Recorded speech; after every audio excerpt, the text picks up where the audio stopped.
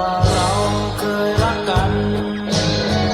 ป่านนี้ฉันควรจะลืมถ้อยคำตามสัญญาตัวฉันเองจะไม่ต้องทนทรมานแต่มันก็ตามติดตาติดใจ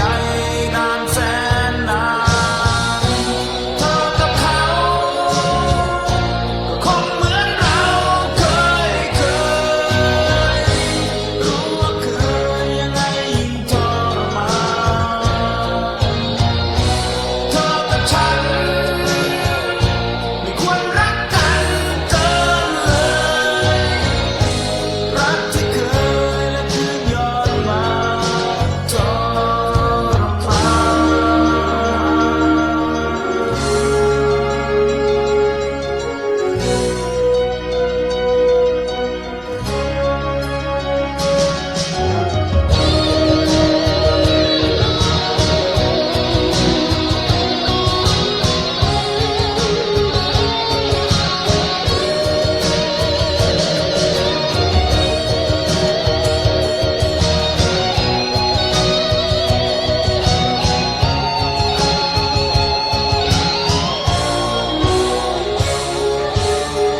ป่านนี้ก็คงเฝ้า